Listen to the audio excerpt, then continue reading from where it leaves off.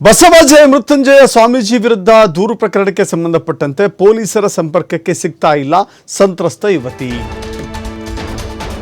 ಬಸವಜಯ ಮೃತ್ಯುಂಜಯ ಸ್ವಾಮೀಜಿ ವಿರುದ್ಧ ದೂರು ದಾಖಲಾಗಿತ್ತು.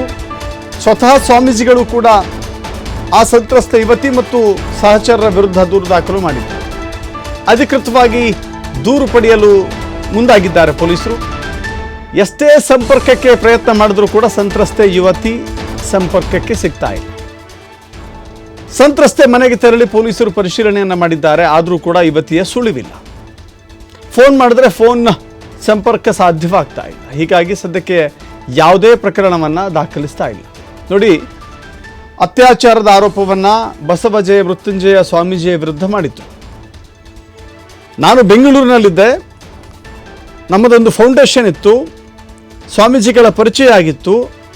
ಸ್ವಾಮೀಜಿಗಳ ಪರಿಚಯವನ್ನು ಮಿಸ್ಯೂಸ್ ಮಾಡಿಕೊಂಡ್ರು, ಅತ್ಯಾಚಾರ ಮಾಡಿದ್ರು, ಬಲವಂತ ಮಾಡಿದ್ರು, ಪ್ರಸಾದ ಕೊಡ್ತೇನೆ ಬಾ ಅಂತ ಹೇಳಿ ಅತ್ಯಾಚಾರ ಮಾಡಿದ್ರು, ಅದನ್ನು ರೆಕಾರ್ಡ್ ಮಾಡಿಟ್ಟುಕೊಂಡು ಬ್ಲ್ಯಾಕ್ಮೇಲ್ ಮಾಡಿದ್ರು, ಪದೇ ಪದೇ ಬರಬೇಕು ಅಂತ ಹೇಳಿ ವಿಡಿಯೋ ಕಾಲ್ ಮಾಡ್ತಾ ಇದ್ರು. ಹೀಗೆ ಅನೇಕ ರೀತಿಯ ಆರೋಪಗಳನ್ನು ಮಾಡಿ ಪೊಲೀಸ್ ಠಾಣೆಗೆ ದೂರು ಕೊಡುವ ಬದಲಾಗಿ ಮಹಿಳಾ ಆಯೋಗಕ್ಕೆ,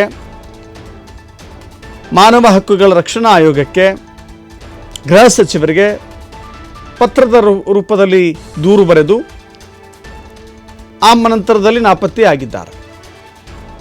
ಈ ವಿಷಯ ಗೊತ್ತಾದ ತಕ್ಷಣ ಮೃತ್ಯುಂಜಯ ಸ್ವಾಮೀಜಿ ಬ್ಲ್ಯಾಕ್ಮೇಲ್ ಆರೋಪವನ್ನು ಕೂಡ ಮಾಡಿದ್ರು.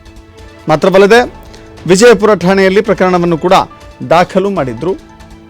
ನನಗೆ ಯುವತಿ ಹಾಗೂ ಕೆಲ ಸಹಚರರು ಬ್ಲ್ಯಾಕ್ಮೇಲ್ ಮಾಡ್ತಾ ಇದ್ದಾರೆ, 3 ಕೋಟಿ ಹಣಕ್ಕೆ ಡಿಮಾಂಡ್ ಇಟ್ಟಿದ್ದಾರೆ ಅಂತ ಹೇಳಿ ಪರ ವಿರುದ್ಧ ದೂರು ದಾಖಲು ಮಾಡಿಕೊಂಡು ತನಿಖೆಯನ್ನು ಕೈಗೊಳ್ಳಬೇಕು ಅಂತ ಪೊಲೀಸರು ಹೊರಟ್ರೆ, ಸಂತ್ರಸ್ತೆ ದೂರನ್ನು ಪಡಿಬೇಕು ಅಂದರೆ ಸಂತ್ರಸ್ತೆಯೇ ಸಿಗ್ತಾ ಇಲ್ಲ.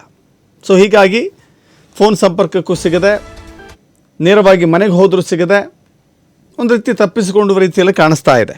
ಸೊ ಹೀಗಾಗಿ ಒಂದು ಕಡೆ ದೂರು ಪಡೆಯಲು ಬೆಂಗಳೂರು ಪೊಲೀಸರು ಆಕೆಯ ಸಂಪರ್ಕಕ್ಕೆ ಪ್ರಯತ್ನ ಮಾಡ್ತಾ ಇದ್ದರೆ, ಆಕೆಯ ವಿಚಾರಣೆಗಾಗಿ ವಿಜಯಪುರ ಪೊಲೀಸರು ತಪಾಸಣೆ ಮಾಡ್ತಾ ಇದ್ದಾರೆ, ಹುಡುಕಾಟ ಮಾಡ್ತಾ ಇದ್ದಾರೆ.